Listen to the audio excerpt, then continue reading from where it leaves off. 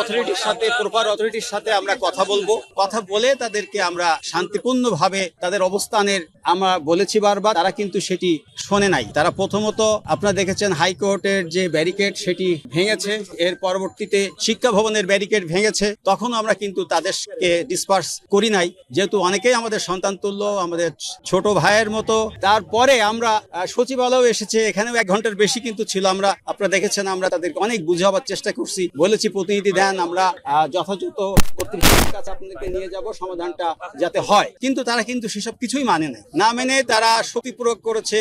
সংরক্ষিত স্থান বাংলাদেশ সচিবালয়, সেই সংরক্ষিত স্থানে যেখানে মিছিল, মিটিং, সভা সমাবেশ সবকিছুই নিষিদ্ধ, সেটি তারা বারবার ভঙ্গ করেছে। ভঙ্গ করে তারা ভিতরে ঢুকেছে। তো ভিতরে ঢুকে, এটা একটা সরকারি সংরক্ষিত প্রতিষ্ঠান, আপনারা জানেন, this is the heart of the administration of Bangladesh government. সুতরাং আমরা তখন তারা ভিতরে যে গাড়ি ভাঙচুর করেছে, ডকুমেন্ট আছে, অন্যান্য অফিস আদালত তারা ভাঙচুর করার চেষ্টা করছে, জানমালের ক্ষয়ক্ষতি তারা যখন শুরু করছে, তখন আমরা তাদেরকে সেখান থেকে ডিসপার্স করেছি। তো আমরা চাই শান্তিপূর্ণ উপায়ে প্রতিটি সমস্যার সমাধান হোক। তাদের যদি কোনো দাবি দাওয়া থাকে, তাহলে যথোপযুক্ত অথরিটির সাথে তারা সেটি উপস্থাপন করবে। আমরা এই বিষয়ে তাদের অবশ্যই হেল্প করবো। আমরা চাই এই যে সংরক্ষিত স্থানে কোনো ধরনের দাবি দাওয়া নিয়ে যাতে কোনো পক্ষই, ছাত্র, শ্রমিক, জনতা, কেউই যেন সংরক্ষিত যে স্থানগুলা, ডিএমপি যে স্থানগুলা সার্কুলার দিয়ে নিষিদ্ধ করেছে, রাজনৈতিক বা সকল ধরনের সভা সমাবেশ যেখানে নিষিদ্ধ আছে, সেখানে তারা যেন সমবেত না হয়। এই